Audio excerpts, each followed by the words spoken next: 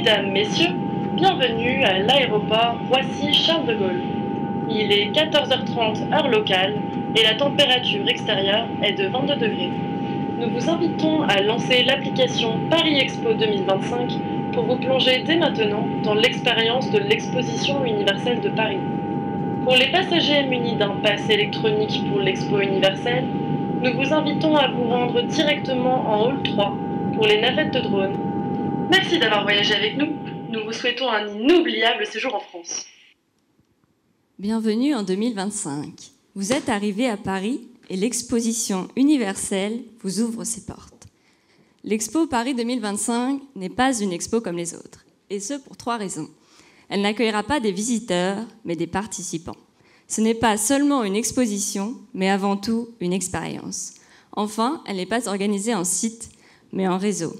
Ne vous attendez donc pas à être de simples visiteurs, amenés à passivement suivre les différentes signalétiques d'un musée. Sens de la visite, attention ne vous approchez pas trop, pas de flash, etc. Au contraire, vous serez amenés à vous impliquer personnellement dans cette grande manifestation du progrès mondial. L'Expo Paris 2025 ne s'arrête pas aux portes des pavillons. Au contraire, elle continue dans les transports, dans les offres de logement et s'invite chez vous. Quant aux pavillons eux-mêmes, les organisations étatiques et non étatiques vous présentez des expériences interactives et multisensorielles. Préparez-vous donc à découvrir en quoi le toucher est un sens fondamental à l'expérience culinaire, grâce à notre atelier Street Food. Enfin, les participants ainsi que les lieux seront connectés grâce à l'Expo App, disponible sur votre smartphone. Les activités organisées à Paris seront reliées à des événements en région, en France, ainsi qu'en Europe et dans le monde, ainsi que dans l'espace. Paris accueille donc le monde. En nous basant sur ces idées novatrices, mais également sur l'héritage des expositions universelles depuis leur création, vous voyez certains des thèmes s'afficher derrière moi, nous allons vous présenter notre thème « Temps de vie, une nature ». Temps de vie fait référence à la multitude des activités humaines qui sont culturelles, scientifiques, sportives, mais aussi tout simplement vestimentaires et culinaires. Chacun d'entre vous et tout le monde s'habille et mange. Simplement, chacun le fait différemment, selon les codes de sa société et ses propres goûts. Nous avons référencé ces activités dans 7 groupes, qui sont les arts vivants et le cinéma, les sports et loisirs, les beaux-arts, les sciences et l'éducation, les cuisines et l'agriculture, la nature et la biodiversité, enfin, les modes et l'habillement. Malgré la diversité de ces activités, nous partageons tous une humanité et un environnement, donc une nature. Ce thème est donc fondé sur la nature que nous avons symbolisée par l'ADN, parce qu'il est à la fois symbole de l'unité et de la diversité de l'être humain, ainsi que des expositions universelles. Ce thème suscite l'émerveillement et l'adhésion pour tout citoyen du monde. De plus, il est apte à convaincre les décideurs français et les membres du BIE, parce qu'il est facile à traduire, universel, intemporel, et nous allons maintenant voir, avec Aloïs, comment nous l'appliquons concrètement. Merci Josépha. Je remarque que je suis le premier des participants à porter un micro-casque. C'est pas une vanité de ma part, c'est parce que moi je viens du sud de la France et j'aime bien m'exprimer avec les 2 mains. Et l'un des techniciens m'avait dit, le problème si vous vous exprimez avec les 2 mains, c'est que si vous avez un micro à la main, eh ben, on entend votre souffle. Donc voilà, ça explique le micro-casque. Alors, voyons tout de suite comment le thème que ma collègue Josépha, ce thème-là, comment il se traduit sur le terrain. C'est un thème qui est universel, intemporel, ça va donc être un défi de le traduire, de le matérialiser. En 2025, nous serons plus que jamais tous membres d'un même village global, c'est-à-dire que nous ferons tous les mêmes choses, mais nous les ferons différemment. Et ce village global, sur le terrain, il s'incarne en 7 villages. 7 villages qui seront dispersés tout autour du Grand Paris. 7 villages que nous avons choisis et que je vais vous expliquer dès maintenant. Dans notre approche, nous mettons fin à un premier monopole, c'est le monopole du site unique. C'est-à-dire que Jusqu'à présent, la plupart des expositions universelles se déroulaient dans un lieu unique. À Shanghai, c'était un lieu unique. À Milan, ce sera un lieu unique. Ce n'est pas notre cas. Nous partons pour 7 villages, donc 7 villages. Et voilà notre terrain de jeu où se trouveront les 7 villages. Ils sont tous connectés par le grand métro du Grand Paris et par la Seine qui agit comme un axe structurant, un connecteur logique et naturel. Les voilà.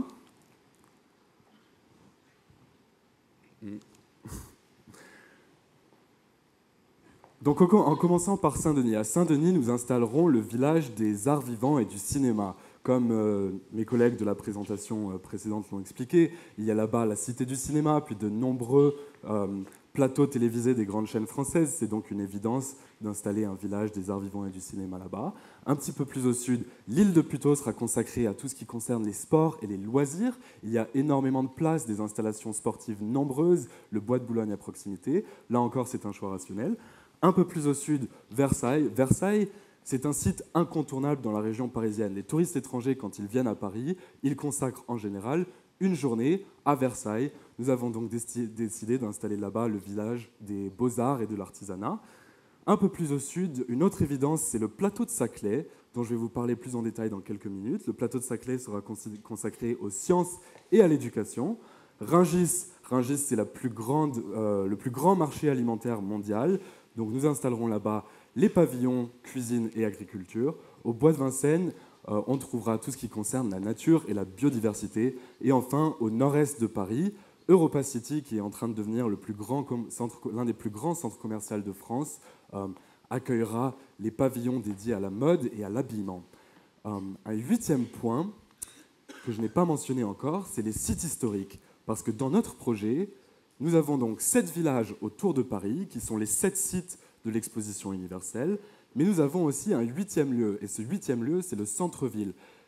En effet, nous voulons associer le centre-ville de Paris avec la périphérie. Nous voulons créer un lien entre l'héritage culturel et historique de la France et l'innovation, entre le centre et la banlieue.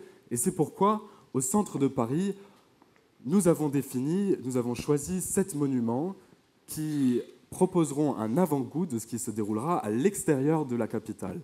Donc je ne vais pas tous vous les citer, vous voyez des images, mais en gros, l'idée, c'est que quand vous êtes parisien ou quand vous êtes un touriste qui ne vient pas à Paris ou en France juste pour l'exposition universelle, vous pouvez vous balader dans la capitale et déjà ressentir comme un avant-goût de ce qui se déroulera à l'extérieur de la capitale. Donc par exemple, la Tour Eiffel pourra accueillir l'avant-goût du village nature et biodiversité. C'est ce que nous avons résumé par la formule « l'Amazonie investit Paris ». Ça ne sera pas forcément l'Amazonie, mais bon, ça faisait une rime en « i », donc pourquoi pas. L'Amazonie investit Paris. Donc on peut imaginer qu'en 2025, la Tour Eiffel se végétalise. C'est déjà un projet qui est avancé par plusieurs personnes, plusieurs acteurs, pas pour l'exposition universelle, mais nous, on a trouvé que c'était une très bonne idée.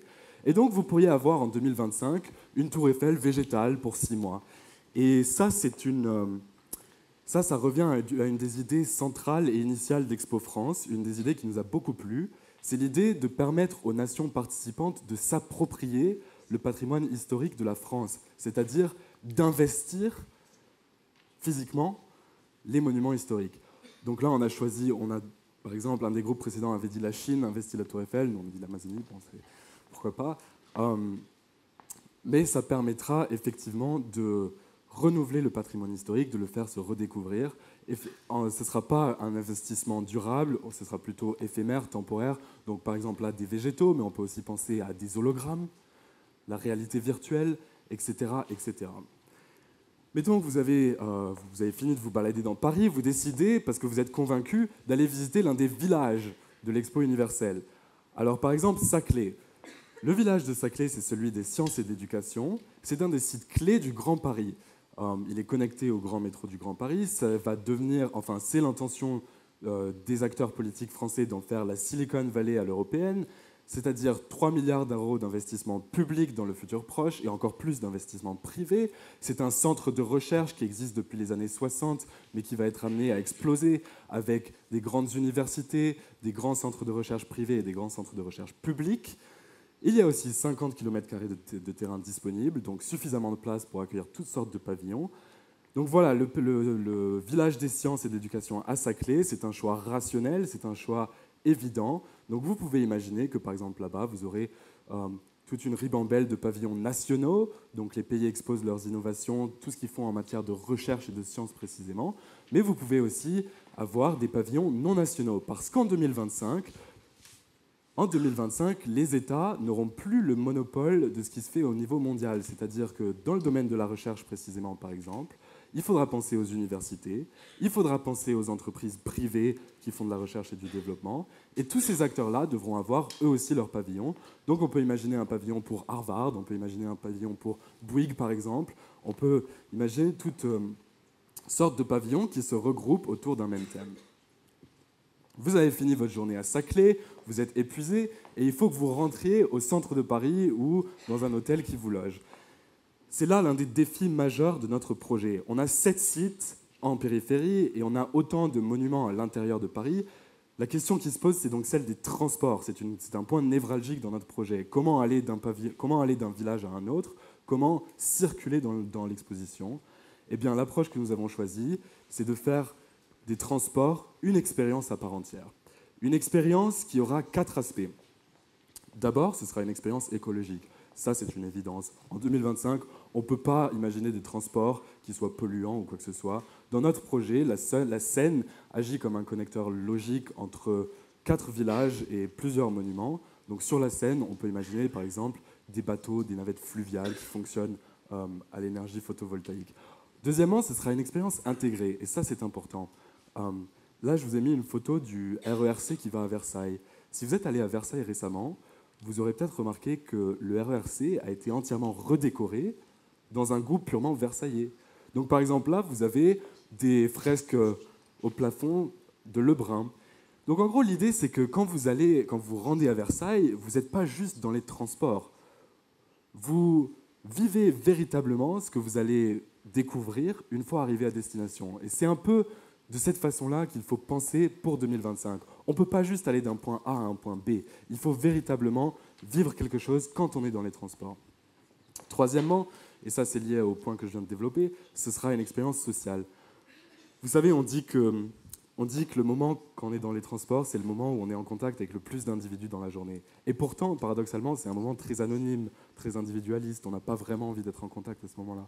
En 2025, grâce à une utilisation extensive des réseaux sociaux, on voudra mettre en contact les gens et leur permettre de se connecter les uns avec les autres. Les transports seront un moment privilégié pour faire ça. On pourra vous en expliquer un peu plus tard. Enfin, les transports, ça doit être une expérience surprenante. Là, dans cette image un petit peu vieillie, vous pouvez voir les trottoirs mouvants qui avaient été installés pour l'exposition universelle de 1900. Les trottoirs mouvants, donc comme leur nom l'indique, c'était des trottoirs sur lesquels qui bougeaient en même temps qu'on marchait dessus. Autant dire qu'au début du siècle dernier, en 1900, c'était quelque chose absolument surprenant, excitant pour les Parisiens qui vivaient ce genre de choses. Et ce genre de surprise, ce genre d'excitation, c'est ça qu'il faut qu'on retrouve en 2025. On peut imaginer par exemple un transport de drones sur demande. Donc vous pouvez commander votre drone avec votre smartphone. D'ici quelques années, le ciel américain sera ouvert aux drones privés, donc ce n'est pas une idée si farfelue que ça. Voyons un peu comment se présentent les pavillons. Nous voulons faire une offre de pavillons sur mesure. Puisque nous voulons dérouler le tapis rouge à autant de nations participantes possibles, il va falloir qu'on développe une offre de pavillons sur mesure. En d'autres termes, chaque nation participante, chaque organisation ou communauté participante devra pouvoir exposer un pavillon, quels que soient leurs besoins et leurs moyens. C'est pour ça que nous partons pour une offre sur mesure où toutes sortes de combinaisons sont possibles. D'abord, en amont, est-ce que le pavillon va être construit? Si oui, va-t-il être acheté? Est-ce qu'il est déjà construit et qu'il va être loué? Ou est-ce qu'il va être emprunté si l'exposant en question n'a pas beaucoup de moyens? Est-ce que le pavillon est physique ou virtuel? En 2025, plus que jamais auparavant, les frontières entre physique et virtuel seront brouillées. Donc on peut imaginer des pavillons en dur avec un aspect virtuel, des hologrammes, la réalité augmentée, un site internet holistique qui épouse le pavillon ou quelque chose comme ça. Distinction importante, est-ce que les pavillons seront pérennes ou temporaires? C'est-à-dire, est-ce qu'ils seront conservés et réintégrés au Grand Paris? Ou alors est-ce qu'ils seront démontés puis revendus en pièces détachées? Ou alors démontés et déplacés? On peut même imaginer des pavillons biodégradables, pourquoi pas. Et tout ça, c'est encore une fois quelque chose qui s'est déjà fait, donc ce n'est pas une idée si folle.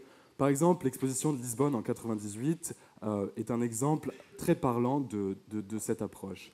Vous avez là 2 images du pavillon de l'eau qui avait été construit pour l'expo de 98. À droite, vous le voyez dans son environnement initial, dans l'exposition. À gauche, vous le voyez à l'heure actuelle, en 2013, dans un parc de la banlieue de la capitale portugaise. Donc ce qui s'est passé à ce moment-là, c'est que le pavillon a été construit, et qu'une fois les 6 mois passés, il n'a pas été détruit, il a simplement été déplacé, puis replacé dans un autre endroit, et aujourd'hui, il sert à une autre mission, mais il est toujours là.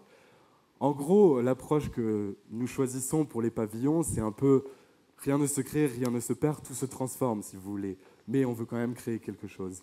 Et ce qu'on va créer, c'est un symbole durable. C'est l'idée que les participants qui viennent à Paris vont laisser leurs traces et puis revenir. Leave your mark and come back. J'aimerais maintenant en appeler à votre nature romantique qui sommeille en vous.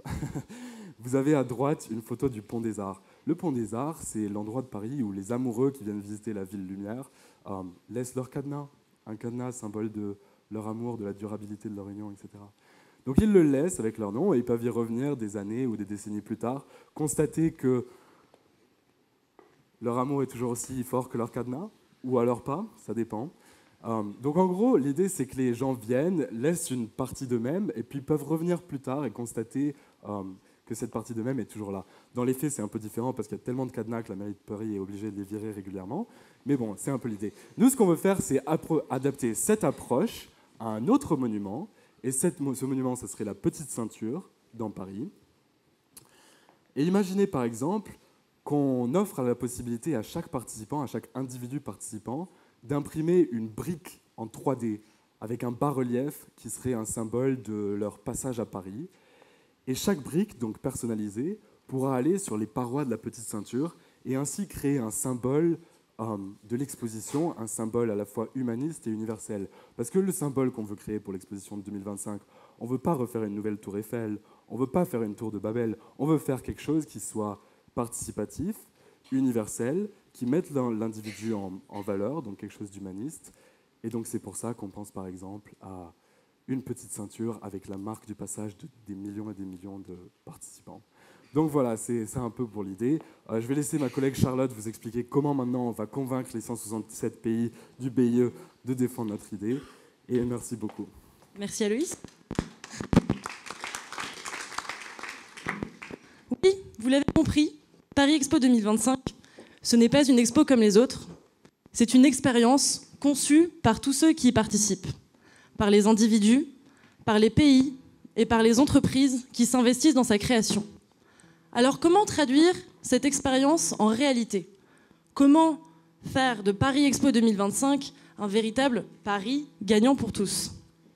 Je l'ai cherché longtemps. Donc, dans un premier temps, nous avons 3 objectifs. Le premier, c'est d'en faire un Paris gagnant pour les Français. Pourquoi nous, la France, devrions-nous avoir cette opportunité? Eh bien, parce que c'est une opportunité qui nous correspond, qui est à la hauteur des défis que la France s'est lancée pour les prochaines années. Dans un deuxième temps, nous devons convaincre les 167 pays membres du Bureau international des expositions qui ont chacun une voix. Nous réfléchissons donc à comment nous pouvons accommoder chacune de leurs attentes et chacun de leurs besoins. Et dans un dernier temps, Paris Expo 2025 pourra enfin prendre forme en bâtissant des plateformes de coopération entre les acteurs fédérés autour de cette merveilleuse aventure. Alors commençons par le commencement, nous, les Français. Pourquoi devrions-nous joindre cette expérience? Eh bien, parce que c'est un projet qui est déjà intégré dans des projets existants. C'est un projet qui correspond à nos ambitions d'accroître l'innovation et la compétitivité française.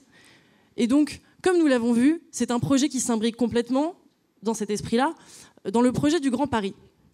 Elle fait usage de bâtiments, d'infrastructures de transport existantes, mais aussi de bâtiments et d'infrastructures de transport en cours de réalisation sur les 20 prochaines années. Mais avant tout, Paris Expo 2025, c'est un national et régional. Et donc, ces régions seront mises à l'honneur au sein de notre exposition chaque mois pendant les 6 mois. Mais nous proposons également un pass interrégion aux participants qui viennent à Paris à l'occasion de l'exposition universelle. Nous leur proposons d'en profiter pour visiter la France entière grâce à ce pass interrégion qu'on peut envisager avec nos partenaires tels que les aéroports de Paris, SNCF et Renault. Et au-delà de la France, Paris Expo 2025, c'est aussi un projet à vocation européenne. Nous voulons saisir cette opportunité pour célébrer nos partenariats européens, pour faire écho avec d'autres événements qui auraient lieu ailleurs en Europe et proposer également à nos participants de l'exposition universelle de pouvoir visiter ces événements en Europe grâce à un pass Euro-Paris Expo. Donc voilà, Paris Expo 2025, c'est un événement qui valorise et qui associe la France et l'Europe. Mais c'est aussi un événement qui déroule le tapis rouge aux 167 pays membres du BIE. Je pense qu'il y a un petit problème. Merci beaucoup. Qui déroule le tapis rouge aux 167 pays membres du BIE. Alors lorsqu'une nation vient à une exposition universelle, bien évidemment, elle vient pour exposer, mais elle vient surtout pour s'exposer, pour nous livrer l'image qu'elle a souhaité forger d'elle-même. Et ça, nous l'avons bien compris. Et c'est pour ça que nous mettons à disposition de tous les pays, et de chaque pays surtout, une offre personnalisée, un menu de pavillon à la carte, si vous voulez. Donc comme nous l'avons vu, ces pays peuvent choisir d'acheter, de louer, d'emprunter un pavillon, mais ils peuvent aussi choisir d'en acheter, d'en louer ou emprunter un ou plusieurs dans 1 ou 7 villages en fonction de leur budget et de l'image qu'ils souhaitent projeter d'eux-mêmes à l'international. Et donc dans un deuxième temps, Paris Expo 2025, c'est aussi un projet de coopération. Nous avons parlé d'achat, de location, d'emprunt, mais nous avons laissé de côté une solution que beaucoup d'étudiants ici présents connaissent certainement pour le meilleur et pour le pire, la colocation. Pourquoi pas un partage de pavillons par des pays qui ont des intérêts communs, des projets communs, et pourquoi pas aussi inviter des pays qui ont des projets de coopération à venir présenter le fruit de leur travail au sein de l'exposition universelle de Paris en 2025. Et à cette logique de coopération vient s'ajouter une logique de solidarité. C'est à cet effet que nous avons envisagé un fonds qui viserait à assister des pays à budget plus faible et leur permettrait donc de participer à l'exposition universelle à la hauteur de leurs attentes. Ce fonds de solidarité pourrait être alimenté à la fois par un pourcentage d'opportunités publicitaires qu'on proposerait aux pays, et aussi, par exemple, par une loterie virtuelle mondiale où chacun de ses participants aurait l'opportunité de gagner un pass 7 villages pour l'exposition universelle de Paris. Donc voilà, nous avons tous les outils en main pour dire que Paris 2025 est effectivement une exposition universelle et un pari gagnant pour tous. C'est un projet qui valorise tous ses participants, et c'est en revisitant l'exposition universelle que nous avons voulu rendre Paris Expo 2025 réellement universelle. Merci. Merci Charlotte. Et alors, si je comprends bien, qu'avons-nous jusqu'à maintenant? Nous avons un thème qui parle à tout le monde, mais vraiment à tout le monde. C'est-à-dire que ce n'est pas les États-Unis qui vont avoir plus de votes. Voilà. Non, ça parle à tout le monde. Nous avons une organisation qui, là aussi, parle à tout le monde, qui est en fonction de vos moyens. Et enfin, nous avons une stratégie de communication et de lobbying qui nous permet de nous assurer d'avoir un maximum de participation et de soutien de la part de la communauté internationale.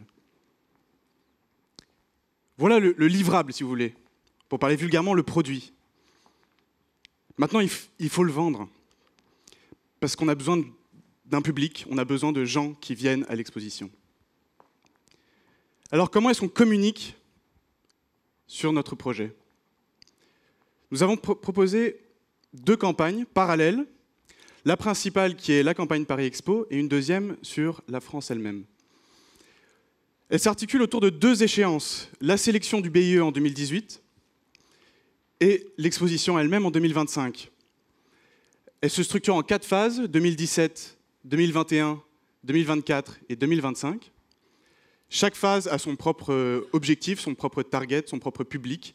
Je serai heureux de répondre, si vous avez besoin de détails sur chacune, je serai heureux de répondre à vos questions après. Il y a d'autres sous-thèmes, disons, ou questions à ne pas oublier dans la communication. Avant tout, en 2017, avant la sélection, qu'est-ce qu'on vend? On vend le concept d'exposition à la population française et parisienne. On essaye de convaincre qu'avoir une exposition universelle à Paris est dans notre intérêt. C'est dans notre intérêt de fierté, d'une certaine manière, il faut le dire, mais c'est aussi dans notre intérêt économique. Il faut obtenir le soutien de la population française à ce projet. Puis à partir de 2018, alors là, on parle du thème « Many lives, one nature », temps de vie, une nature. En parallèle de ça, et nous le voyons aujourd'hui avec Sochi, la question de la durabilité, sustainability, est clé à la fois pour obtenir la sélection et ensuite pour rassurer les Parisiens, les Français, qu'on ne va pas mettre un bazar monstrueux dans leur ville et que ça ne va pas perturber complètement leur vie. Ensuite, également, en référence à Sochi, vous le voyez, la question de la sécurité est clé. Il faut rassurer tout le monde que là, encore une fois, tous ces millions de personnes qui vont venir à Paris ne vont pas encourir de risques, que la France fait ce qu'il faut. Ceci est particulièrement important puisque dans la dernière année, c'est là que tous les journalistes arrivent avant l'événement et c'est un élément clé aujourd'hui pour tout ce genre d'événement. Enfin, en parallèle, on a une campagne de renouvellement de la marque France vers laquelle je reviendrai ensuite. Récemment, M. Fromentin a été interviewé sur Europe 1 et la première question à propos de l'exposition universelle était la question des coûts. Aujourd'hui, tout le monde se serre la ceinture et on parle d'un projet monstrueux. Alors il est clé de pouvoir communiquer sur le fait que notre projet, en réalité, coûte très peu. Et au niveau de la communication, on a fait notre possible pour trouver une communication efficace et à faible coût. La France, entre le début du printemps et l'été, rayonne à travers le monde, à travers plusieurs événements. On pense au Tour de France, au Festival de Cannes, le deuxième événement le plus télévisé dans le monde. On pense au Vendée Globe dans une certaine mesure, la Paris Fashion Week, et bien sûr, au niveau régional, peut-être le Vendée Globe. Grâce à ça, on vient parler à tout le monde. On parle aux Français, on parle aux Parisiens, on parle à la province, on parle aux Européens, on parle au monde entier. Alors, pour la suite, je vais laisser la parole à mon collègue et ami japonais, puisque nous sommes une école internationale, Mizuha Suzuki. Merci beaucoup, merci beaucoup, merci beaucoup. Voilà, moi je vais un petit peu parler, pas du plan, pas de l'organisation, mais concrètement, comment communiquer. Avec notre thème Many Lives, One Nature, temps de vie, une nature, nous allons la stratégie de communication va être basée sur les sens, les 5 sens qu'on a, les sens qui est quelque chose de fondamental dans notre nature.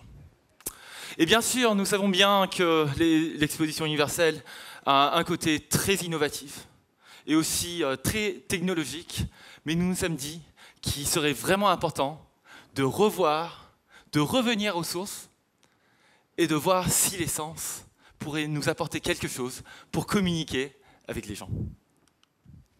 Voilà, d'un point de vue des sens,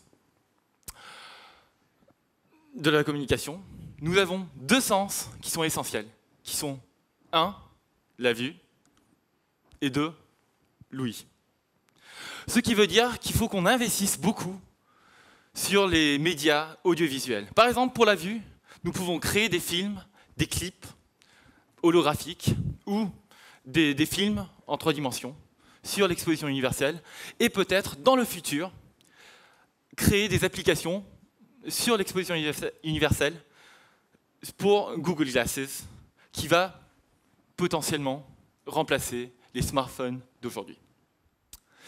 Pour l'ouïe, nous allons organiser des concerts internationaux simultanés en invitant tous les artistes de tout le monde entier et aussi peut-être organiser un concours officiel de l'exposition universelle, des chanteurs, des performeurs, des musiciens, qu'on pourrait appeler peut-être Expovision et non pas Eurovision.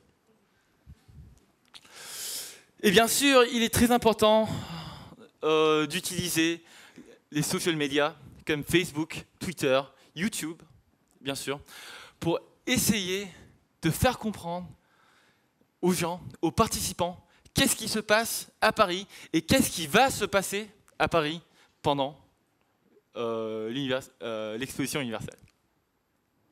Voilà, nous avons vu 2 sens essentiels. Mais il y a beaucoup, enfin il y en a 3, il y en a 5 sens. Il y a des sens qui ne sont pas très explorés, mais qui pourraient être intéressants à être utilisés avec la technologie. Vous avez par exemple l'odorat. Nous avons LVMH comme partenaire officiel. Et ceci dit qu'on pourrait peut-être créer le parfum officiel de l'exposition universelle. De sentir l'exposition. Bon, c'est bien. Et aussi de le transmettre via des outils mobiles, transmetteurs d'odeur pour smartphone, pour que les gens sachent, non pas juste que l'exposition est quelque chose comme ça, physique ou virtuel, mais aussi qu'ils peuvent sentir. Je pense que ça va être excellent.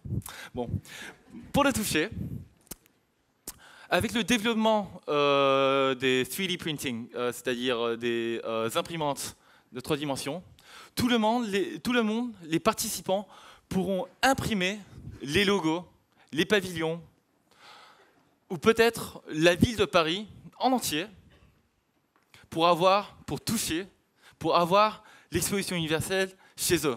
Et peut-être, avec le parfum officiel, vous pourrez toucher et sentir l'exposition universelle, même pas si vous êtes à Paris, même si au Japon, chez moi, je pourrais avoir Paris et avoir l'odeur de l'exposition universelle. Et voilà, en dernier, le goût. Nous proposons de créer un guide Michelin pour l'exposition universelle. Et je pense que ça va être un buzz, surtout pour les Japonais qui sont fous, pour la gastronomie, pour tout ce qui est français. Et aussi, nous pensons à organiser des événements de street food qui permettra aux gens, aux participants de l'exposition universelle, de manger des plats de tout le monde entier, juste en étant en France, pendant l'exposition universelle 2025. Et là, je repasse ma parole à Guillaume. Merci. Alors, si je comprends bien, nous communiquons en amenant l'exposition universelle chez vous. Vous êtes chez vous, dans votre appartement à Jakarta. L'exposition universelle vient dans votre salon. Elle vient chez vous, elle vient dans, non, pas la salle de bain, mais elle vient chez vous. Elle vient vous parler, elle vient prendre matière chez vous.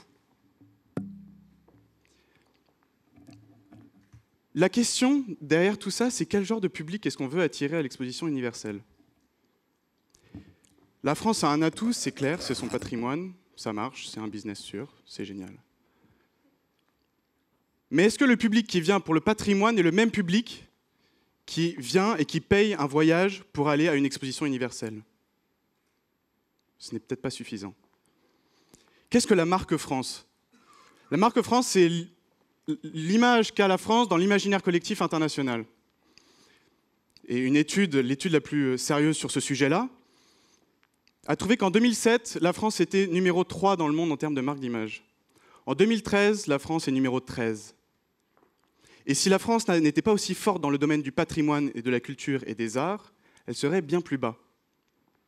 Ce qui montre qu'il y a une tendance à renverser. Si nous voulons attirer des gens à cette exposition, si nous voulons associer l'image de l'exposition universelle à l'image de la France, pour qu'il y ait une cohérence, nous devons revoir l'image de notre pays. Quelle est l'image actuelle? Voilà, pour caricaturer. C'est l'image d'une France, d'un Paris des années 30 en noir et blanc, chapeau haute forme, enfin, c'est un peu du haut diard, je sais pas. Ouais. Alors c'est génial, ça parle à tout le monde, surtout à nos amis japonais. Mais est-ce que c'est là la stratégie de communication naturelle pour attirer des gens à une exposition universelle? C'est peut-être pas suffisant. Il faut qu'on fasse autre chose. En cherchant, nous avons réalisé qu'il y a un pays qui l'a très très bien fait récemment. Voilà. Alors ça fait toujours un petit pincement au cœur d'avoir un drapeau britannique à l'écran. Mais Mais c'est un pays qui, à partir de 2009, en soutien à la campagne de publicité officielle pour les JO de 2012, a mis en place une campagne de remodernisation complète de son image à l'international. Tout le monde a vu cette campagne publicité, Innovation is Great Britain, il y avait Creativity is Great Britain, ils ont fait venir Richard Branson, ils ont fait venir plein d'entrepreneurs, de créateurs et tout ça. Voilà le genre de choses que nous devons faire si nous voulons que les gens viennent à notre exposition.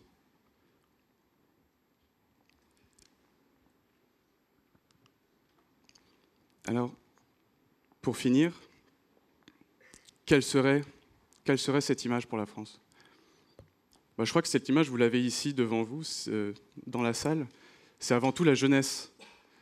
C'est comme ça, notamment, que l'Afrique du Sud a obtenu l'attribution de la Coupe du Monde de 2010. C'est en mettant en avant, dans une campagne similaire, la très grande jeunesse de sa population. Une population très dynamique. Il faut mettre en avant l'entrepreneuriat, mettre en avant l'activité. This is where it happens. C'est ici que ça se passe. Si vous voulez faire quelque chose, vous voulez lancer une idée, vous voulez rencontrer des gens passionnants, en 2025, ce sera à Paris que vous viendrez. Voilà.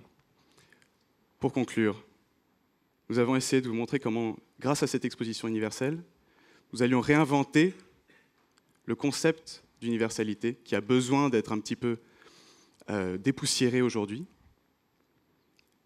Et au passage, et en soutien à cela, réinventer la France. Je vous remercie pour votre temps.